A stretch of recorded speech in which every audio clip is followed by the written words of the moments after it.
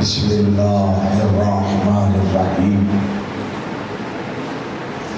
الحمدللہ الذی من شرح صدورنا بمحبت رسولہ المصطفیٰ خاتم النبیین وطہر قلوبنا بولایت ولیہ صالح المؤمنین سادات الخلق الاجمعین ونجوم سماع المعارف والیقین والصلاة والسلام وتحیت والاکرام مولا و مولا الثقلین محبوب رب المشرقین والمغربین جد الحسن والحسین ابی الزہراء و ابی القاسم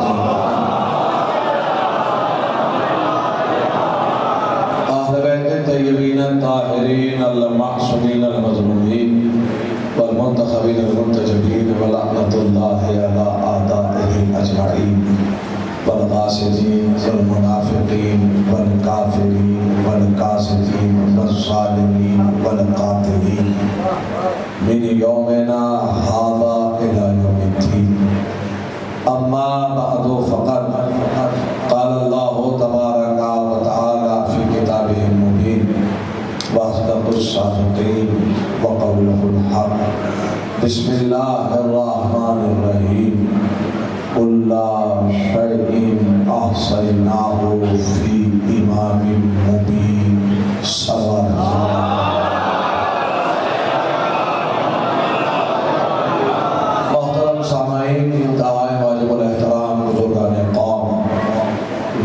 سب محبت جوانان قوم ارباب اعزاز آپ اور ہم جمع ہوئے ہیں کہ وہ حق ادا کر سکے کہ جس حق نے ہمیں یہ بتایا ہے کہ آداب انسانیت کیا ہے اور آداب مظلومیت کیا ہے۔ آپ یقیناً رونے کے لیے بیدار ہیں اور بیدار بھی ہونا ہے، اس لیے کہ شہدائے کربلا کا چہرہ۔ میں گزارش کر رہا ہوں آپ مومنین سے کہ مجھے بس کچھ لمحات دیجیے، پرسہ پیش ہوگا انشاءاللہ ضرور ہوگا۔ جب تک ہماری سانسوں میں سانسیں باقی ہیں تب تک یہ سلسلہ جاری و ساری رہے گا۔ ایک اعلان ہے جو مجھے کرنا ہے اور یہ یقیناً بڑا جاذبیت اور بڑا حساسیت بھرا اعلان ہے۔ اور شاسن نے آپ کی بستی میں، آپ کے وطن میں، آپ کے علاقے میں جلوس کی پرمیشن دی اور 100 آدمیوں کے انہوں نے تعداد معین کی۔ آپ سے گزارش ہے کہ یہ جو کیمرے یہاں لگے ہیں، یہ جو ویڈیو یہاں بن رہی ہے، یہ یہاں بنائیے، کوئی مسئلہ نہیں ہے، لیکن آپ سے گزارش ہے کہ یہ ویڈیو جلوس کی جب باہر جائے تو جوانوں قوم کا مستقبل آپ کے ہاتھوں میں ہے، قوم کا مستقبل آپ کے ہاتھوں میں ہے، تو آپ کتنی عقل مندی اور دانائی سے کام لیتے ہیں یہ آپ کا شعور ہے۔ اور میں یہ سمجھتا ہوں کہ حضور کائنات میں کربلا والوں سے زیادہ عقل مند کون ہوگا۔ مجھے بس کچھ لمحات دیجیے، میں یہ تبلیغی براہی تو گزر جاؤں، انشاءاللہ کہ کیا ہوگا، کوشش کروں گا کہ بات پہنچا سکوں، اور مجھے وقت بہت درکار ہے، بہت کم وقت ہے میرے پاس اور میں بہت تیزی سے جاؤں گا۔ یہ سیاہ لباس میرے سامنے بیٹھے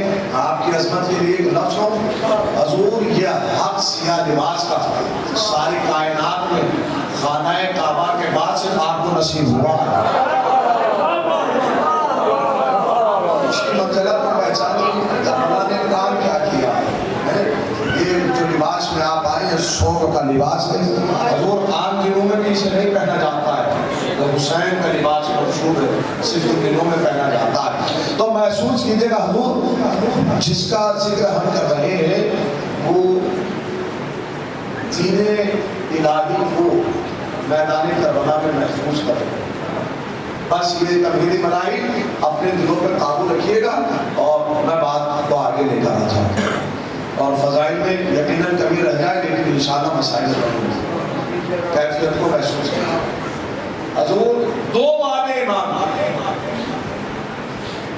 मजलूम करबला ने दो वादे किए। गलत बकलो वादा एक है पर दो जात से किया। एक वादा है वादा तिफली और एक वादा है वादा आलम अरवा। दो वादे इमाम ने किए या एक ही वादे को दो दफा किया है। ऐसे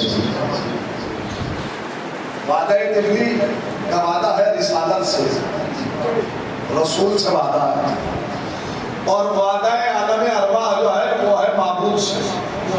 तो कायनात की दो बड़ी जात से एक बड़ी जात वादा कर रही है। आलम अरवा में जब खालिक अकबर ने पूछा कि कौन कुर्बानी पेश करेगा, तो मैं कहूँ हजूर जिसका नाम हम मना रहे हैं वो उस मैदान से गुजरा है जिस मैदान से नबियों ने कदम खींची। मैं अजमत बयान करना चाहता हूँ, मेरे साथ तमाम मासूमीन की अरवा बैठी मौजूद है, तमाम अम्बिया औसिया औलिया तमाम नबी महफूज और मौजूद है और परवरदिगार पूछ रहा है कि कुर्बानी कौन देगा। जब सबके चेहरों पे खामोशी थी तो हुसैन उठे, परवरदिगारा मैं आ। किस लिए? दीन बच गया। दीन क्या है? दीन की अहमियत को समझिए, जिसे पहुंचाने के लिए अल्लाह ने 1,24,000 नबियों का एहतमाम किया हो। 4 आसमानी किताबें, न जाने कितने सहीफे, न जाने कितने औसिया औलिया और उन नबियों के जानशीन और उन पैगंबर। इसका मतलब ये हुसैन दीन नहीं बचा रहे बल्कि 1,24,000 नबियों की मेहनतों को बचाने का वादा कर रहे हैं। मेरे साथ नहीं, मैं कहना क्या चाह रहा हूँ, इस्लाम के सदियों के सफर को मैं इसे पहचानिए। मैं इसे लफ्ज़ को अगर पहुंचा सका, चूंकि माहौल जो है वो बड़ा नाजुक है इसलिए मुझे समझ के बोलना पड़ रहा है, तो कैफियत को महसूस कीजिएगा। हजूर आप अपने आबा व अजदाद की इज्जत को पहचानिए। वो जब बस्ती से निकल के शहर में आए और शहर में जिंदगी गुजारने लगे, वो इस शहर में आकर अपना एक वजूद बनाते हैं, जनाब बनाते हैं, और जब उनकी औलाद उनके सामने जवान हो जाए और अल्लाह ना करे कोई औलाद ऐसी निकल आए कि जिससे नाम खराब हो रहा हो, तो कहा क्या जाता है, बाप को बड़ा एहसास होता है कि जो मैंने जिंदगी भर मेहनत करके जो इज्जत मैंने बनाई थी, बाप एक मुश्त की मेहनत इंसान गंवाना नहीं चाहता। और हुसैन जमानत ले रहे हैं आदम से खातम तक की। मेरे साथ रहो, मैं कहना क्या चाह रहा हूँ, जुमला पढ़ना चाहता हूँ। इस सफर को पहचानिए, आदम से लेकर खातम तक की मेहनत को हुसैन करबला में बचाने के लिए तशरीफ लाए हैं। अब मैं एक लफ्ज़ कहूँगा, आपके जहनों की जिम्मेदारी है, लेकिन अगर ये लफ्ज़ पहुँच गया तो लफ्ज़ नहीं है बल्कि सदियों तक का सफीर आपके जहनों तक पहुँचाना। हुसैन करबला में आए हैं और जानते हैं कि 10 मुहर्रम को शहीद हो जाऊंगा, इस्लाम बच तो जाएगा लेकिन अभी मकसद महफूज नहीं हो पाएगा। यानी कोई हो करबला के बाद जो हुसैन जैसा हो। नहीं, मैं लफ्ज़ ही नहीं पहुंचा पाया भाई। मैं ये कहूं, अब समझ में आया कि हुसैन ज़ैनब को ढूंढे कर आए थे। अरे कोई हो तो हुसैन अपनी जिम्मेदारी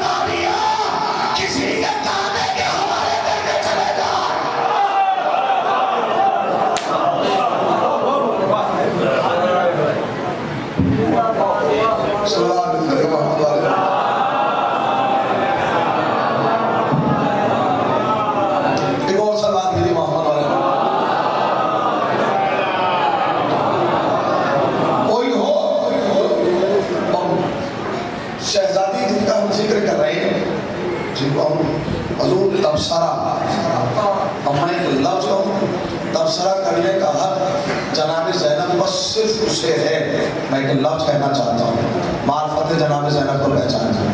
حضور ایک عالم دین یا لفظ بتوں، ایک پڑھی شخصیت، ایک پڑھی لکھی شخصیت کا تعارف کرانے کے لیے کم سے کم کوئی ایسا ہو جو وہاں سب سے زیادہ قابل ہو. یہ اصول ہے کہ نہیں ہے؟ میں ایک لفظ ہوں اللہ اکبر. آج تک جتنے بھی معصوم کا تعارف کرایا ہے، آدم سے لے کر اور خاتم تک، اور خاتم سے لے کے آخری امام تک، جتنے بھی معصوم کا تعارف کرایا ہے، تعارف کرانے والا یا نبی ہوا ہے یا امام ہوا ہے. کچھ کہنا چاہ رہا ہوں، تعارف کرانے والا یا نبی تھا یا امام تھا. اللہ اکبر.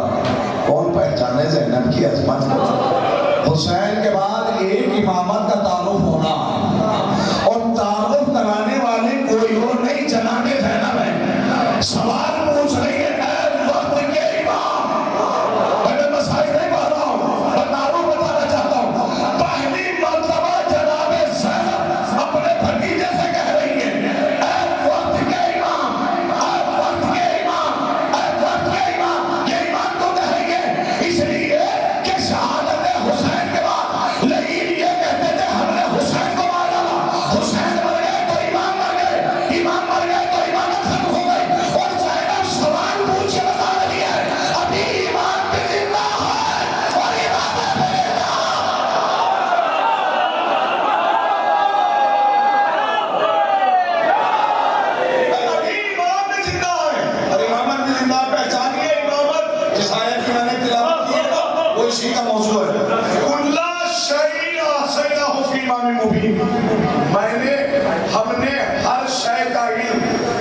امام مبین میں رکھ دیا. اس میں امام اچھا علامہ شبلی رومانی نے تو یہ لکھ دیا کہ امام مبین سے مراد جو ہے وہ رسالت مآب ہے. کون ہے رسالت؟ تو چلیے ہم بھی تصریح کر لیتے ہیں، لیکن تو میں قسم ہے اپنے عقیدے اور آیت کے ترجمے سے مقررہ نہیں. ہم نے مان لیا کہ رسالت مآب ہے، لیکن آیت کا ترجمہ تو سنو. ہم نے ہر شے کا امام مبین میں رکھ دیا. اگر رسول کو بھی مان لیا جائے تو پھر یہ کسی نے کہہ دیا کہ رسول غیب نہیں جانتا. اور میں کہنے کا چاہ رہا ہوں کوئی علم ایسا ہے جو ان کے سینے میں نہ ہو، چونکہ قرآن وعدہ کر چکا ہے اللہ شہین حسینہ ہو کہ امام مبین. یہ امام مبین ہے وہ آپ کے اور میرے اور کائنات کے امیر مولا کائنات کے ساتھ فرماتے انا الامام المبین، میں امام مبین.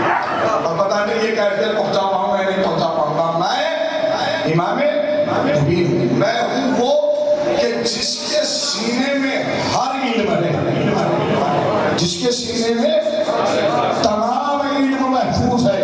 اب کوئی اگر یہی تو وجہ ہے کہ جب مولا کائنات سے پوچھا گیا تھا یا علی میں نے سنا ہے آپ عالم ہو، توجہ کیفیت کو محسوس کرنا. یہودی آیا، آنے کے کہا یا علی میں نے سنا ہے آپ عالم ہیں.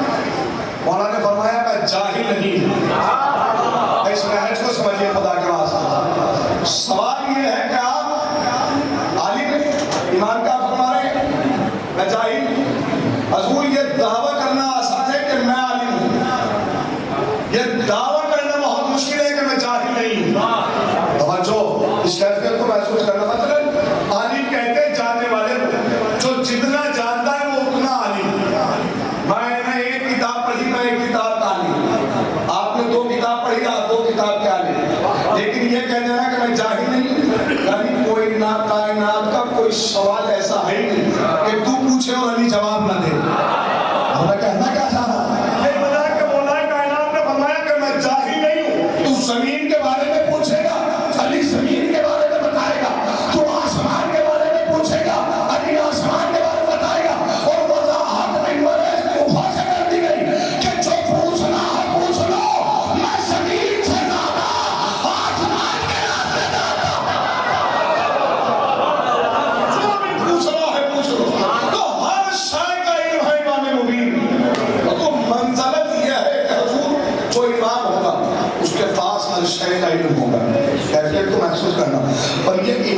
سلسلہ جاری و ساری رہا. پہلی مرتبہ. اب اگر میں امامت کی منزلت کے لیے ایک لفظ کہوں تو یہ رائے گا نہ جائے. عہدہ امامت ہے کیا؟ ایک چھوٹے سے جملے میں تعارف کراؤ. یوں کہتے ہیں مطالبہ رسالت و نبوت کا نام امامت ہے. یہ بہت بڑا لفظ میں نے کہا. رسالت اور نبوت جس عہدے کو مانتی ہو اسے امامت کہا جاتا ہے. حضرت ابراہیم کے پاس نبوت بھی ہے اور رسالت بھی ہے اور کیا کہہ رہے ہیں پروردگار مجھے امامت اور دے دے. تو منزلت پہچانو نا امامت کی. جس عہدے کو رسول اور نبی مانتے ہوں اس عہدے کو امامت کہا جاتا ہے. اور حضرت ابراہیم کو امامت دی بھی گئی اور پھر شرط لگا دی کہ یہ عہدہ ظالمین تک نہیں جائے گا. تو کلی فیصلہ یہ ہوا کہ ظالم اس عہدے پر نہیں آئیں گے. لیکن حضور محسوس کیجیے گا اس لفظ کو اور اس نہج کو. ابراہیم دعا کر رہے معبود یہ عہدہ میری ذریت میں رکھنا, میری نسل میں رکھنا. یہ نہیں کہہ رہے یہ عہدہ میری امت میں رکھنا. کیا کہا؟ میری نسل میں رکھنا. اور اب اللہ کہہ رہا ہے کہ یہ عہدہ ظالمین تک نہیں جائے گا فوراً. تو اس کا مطلب یہ اللہ بتانا یہ چاہتا ہے کہ امامت رشتہ داریوں پہ نہیں ملے گی. ارے نہیں لفظ نہیں پہنچا. امامت نسلوں پہ نہیں ملے گی, اہلیت پہ امامت ملنا ہے. تو دو نسل آباد ہوئی, دو قبیلے آباد ہوئے. ایک قبیلہ بنی اسرائیل, ایک قبیلہ قریش. بہت تیزی کے ساتھ اسحاق کی نسل سے جو نسل چلی وہ قبیلہ بنی اسرائیل کہلائی, اور جو اسماعیل سے چلی وہ قبیلہ قریش کہلائی. توجہ, کیا کہلائی؟ قبیلہ قریش. اسحاق کی نسل میں اللہ نے نبوت تو رکھی ہے پر امامت نہیں رکھی. اسماعیل کی نسل میں نبوت بھی رکھی ہے اور امامت بھی رکھی ہے. دلیل کیا ہے؟ دلیل یہ ہے کہ اسماعیل کی نسل سے, اسحاق کی نسل میں جتنے بھی نبی ہیں ان سب میں ہر ایک نبی سے ترک اولا ہوا ہے. ترک اولا, اس کا مطلب یہ کہ ترک اولا والے کو نبوت تو مل سکتی ہے. پتہ نہیں ذہن آمادہ ہے کہ نہیں ہے آپ کے. میں ایک تحقیق کی گفتگو آپ کے سامنے رکھ رہا ہوں. بھائی جناب یعقوب سے ترک اولا ہوا, جناب یوسف سے ہوا, جناب یونس سے ہوا, ذوالقرنین سے ہوا, ایوب سے ہوا, عمران سے ہوا, موسیٰ سے ہوا, عیسیٰ سے ہوا. توجہ, یہ سب وہ نبی ہیں جن سے ترک اولا ہوا. اللہ نے نبوت اور رسالت تو دی ہے اور امامت نہیں دی. اسماعیل کی نسل میں امامت رکھی ہی اس لیے گئی کہ اسماعیل کے بعد جو نبی بنے ہیں وہ محمد, اور ان کی پوری زندگی میں کوئی ترک اولا نہیں, پھر ابھی کوئی ترک اولا نہیں. تو اس کا مطلب یہ حضور دو قبیلوں میں نسلیں آئی, ایک اسحاق اور ایک اسماعیل.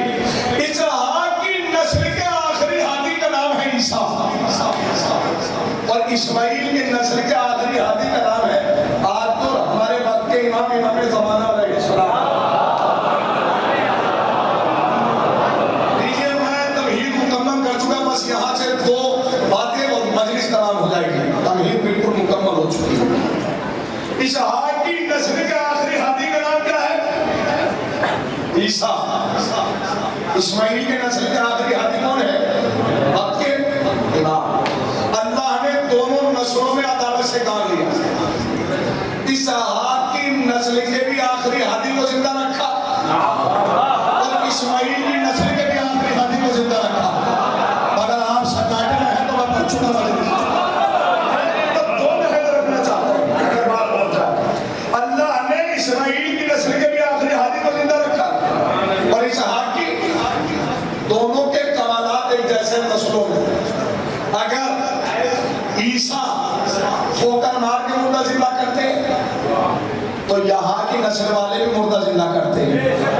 اور لفظ بدل دوں, اگر اسحاق کی نسل والا ٹھوکر مار کے مردہ زندہ کرتا ہے تو اسماعیل کی نسل والی خاتون مصلی بچھا کے دلہن زندہ کرتی ہے. کیفیت کو محسوس کیجیے.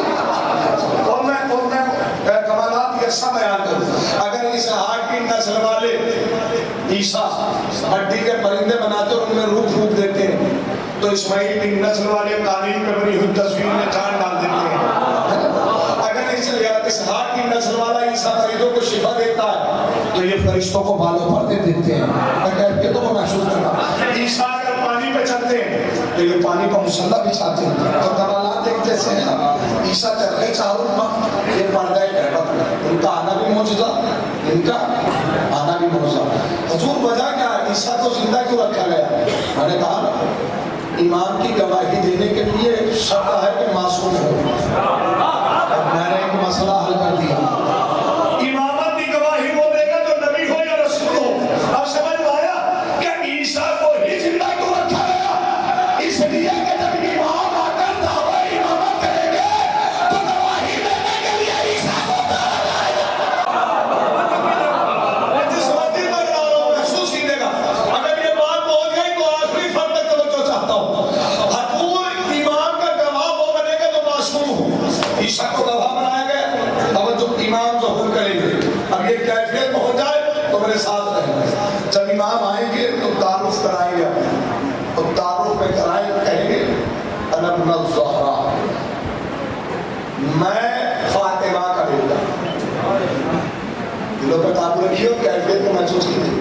فضائل پڑھ رہا ہوں، میں فاطمہ کا بیٹا، میں فاطمہ کا بیٹا۔ حضور اس گھرانے کی تہذیب یہ ہے کہ یہ جب بھی کسی میدان میں کسی مقام کو اپنا تعارف کراتے ہیں تو ماں کا نام نہیں لیتے، باپ کا نام لیتے ہیں۔ پتہ نہیں جائے مولا کائنات کہہ رہے ہیں میں ابو طالب کا بیٹا، حسن نے فقیر صاحب کے دربار میں کہا میں علی کا بیٹا، حسین نے کربلا میں کہا میں علی کا بیٹا، سید سجاد کے دربار میں کہا میں حسین کا بیٹا، پتہ نہیں باقی نے مدینے میں کہا میں سجاد کا بیٹا۔ یہ ہے کہ نہیں؟ ہر کسی نے تعارف کرایا ہے میں فلاں کا بیٹا، لیکن جب امام آئیں گے تو تعارف کس کا کرانا ہے؟ ماں کا، میں فاطمہ کا بیٹا، میں فاطمہ کا بیٹا، میں فاطمہ کا بیٹا۔ وجہ کیا ہے؟ وجہ یہ ہے اللہ نے جسے گواہ بنا کے بھیجا عیسیٰ کو، اس کا باپ نہیں ہے۔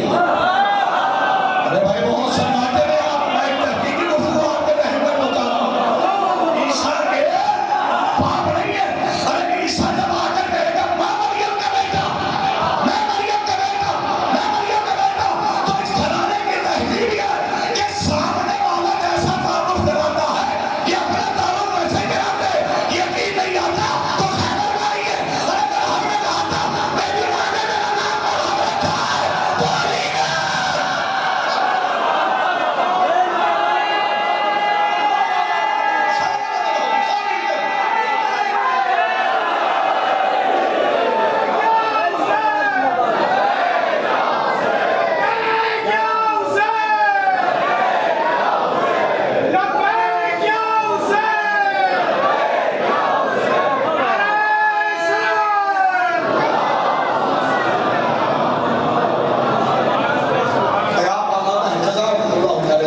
محسوس کیجیے گا، امام کہیں گے میں فاطمہ کا بیٹا، گواہ ہے عیسیٰ، اور میں ایک لفظ ہوں پانی کا مسلح بچھایا گیا ہے، کہا پانی۔ امام جماعت کرا رہے ہیں اور امام کا مامون ہے جناب عیسیٰ۔ جماعتیوں میں کون ہے؟ جناب خضر۔ جماعتیوں میں کون ہے؟ جناب ادریس۔ جماعتیوں میں کون ہے؟ جناب عزیز۔ جماعتیوں میں کون ہے؟ اصحاب کہف۔ جماعتیوں میں کون ہے؟ وہ 313 جنہیں جناب عزیر کی دعا پہ زندہ کیا گیا تھا۔ یہ کون ہے؟ یہ امام کے جماعتی ہیں، لیکن ان جماعتیوں میں مامون کون ہے؟ جناب جو امام کے پیچھے کھڑے ہوں گے۔ حضور مسجدوں میں سب سے بڑی لڑائی نا مامون بننے کی ہے۔ کچھ کہنا چاہ رہا ہوں، امام بننے کی نہیں ہے۔ ہر کوئی یہ چاہ رہا ہے کہ مولوی کے پیچھے میرا مسلح ہو، نہیں ہے۔ سب سے زیادہ ہمارے یہاں جو مسجد میں لڑائی ہے وہ مامون بننے کی ہے، امام بننے کی نہیں ہے۔ میں پھر کہہ رہا ہوں دیکھیے یہ جماعت کتنی حسین ہے، امام جماعت ہے، وہ مامون ہے جناب عیسیٰ۔ وہ جماعت ہوتا رہی ہے پانی پر، کیوں جو یہ پانی پر مسلح کیوں بچھایا جا رہا ہے؟ عبادت کرنے کے لیے۔ میرا آپ سے سوال ہے، امام ظہور کہاں سے کریں گے؟ جانے تو کعبے سے اچھی جگہ ہے تو مسلح بچھانے کے لیے؟ پتہ نہیں سوال پہنچے گا یا نہیں پہنچے گا؟ وہ جگہ ہے، چلیے کعبے میں نہیں بچھاتے، آپ مدینے آئے ہیں، مدینے میں بچھا لیجیے۔ مدینے نہیں بچھانا چاہتے، نجف آ جائیں۔ ہے نظر بچھا لیجیے نا. دنیا کی سب سے افضل ترین زمین کربلا, آئیے مصلی بچھا لیجیے. یہ پانی پہ کیوں؟ اس کا مطلب یہ ہے کہ کچھ کہہ رہے ہیں عزیز بھائی؟ 5 بجے تک ضرور باہر کرنا ہے. 4 بجے تک تو مجلس تو ہو رہی ہے, 4 بجے تک ابھی 4 بجے ساڑھے 3 سلام بھیجے محمد والے. 4 بجے میں ممبر سے نیچے آ جاؤں گا. 4 بجے میں ٹائم کے بعد ایک اور سلام بھیجے محمد والے.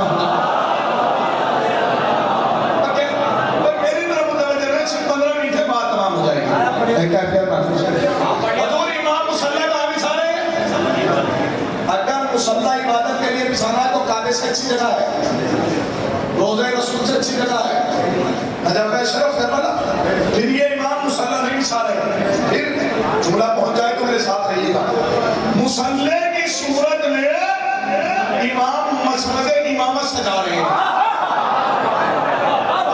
قسم اگر میں لفظ پہنچا سکا مسجد امامت کیوں, مسجد امامت کیوں, مسجد امامت کیوں, اور میری طرف متوجہ رہے.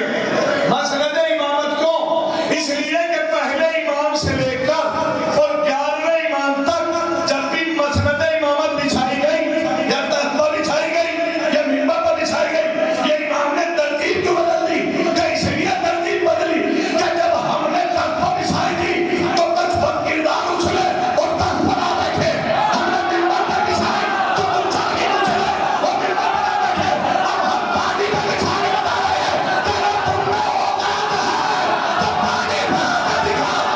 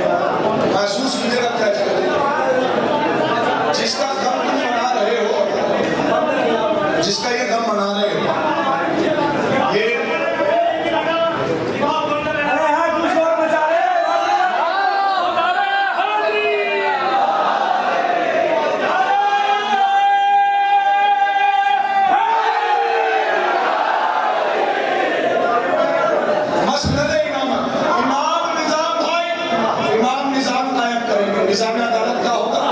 علماء بزرگ سے پوچھئے اور یہ قوم کے جو بزرگان بیٹھے ہیں ان سے معلوم کیجئے گا. یہی سرست مسائل ہو جائے گا. بس یہی سرست مسائل. امام کا نظام عدالت کیا ہوگا؟ امام کا نظام عدالت کیا ہوگا؟ امام کا نظام عدالت یہ ہوگا کہ شیر اور بکری ایک ہی گھاٹ پہ پانی پیئیں گے. شیر اور بکری ایک ہی گھاٹ پہ پانی پیئیں گے. بھائی یہ پڑھنا بہت آسان ہے. جوانوں اس کی کیفیت کو محسوس کیجیے. شیر اور بکری, شیر اور بکری. شیر کے لیے شکار کرنا جرم نہیں ہے. اللہ نے اس کی فطرت ہی یہ رکھی ہے کہ وہ شکار کر کے کھائے گا. لیکن ایمان کے دور عدالت میں شیر اور بکری ایک ہی گھاٹ پہ پانی پیئیں گے. ہم ایک لفظ پوچھوں جو شیر کے بارے میں ذرا سی بھی نالج رکھتے ہیں وہ جانتے ہیں شیر شکار جب کرتا ہے جب وہ بھوکا ہو. شیر کبھی شوق کے لیے شکار نہیں کرتا ہے, اور جو شوق کے لیے شکار کرے وہ شیر نہیں ہوتا. ہم نے لفظ کہا ہے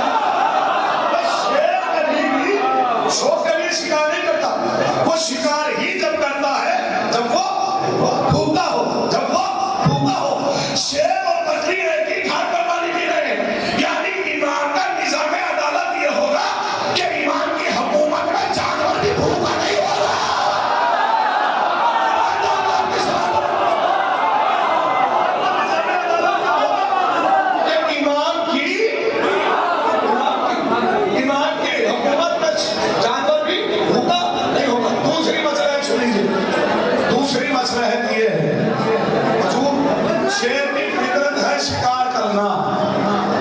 शेर की फितरत क्या है? शिकार करना। इसका मतलब ये है, इसका मतलब ये है, सवाल भेजेगा मोहम्मद वाले ऐसे मजलिस में होती है भाई।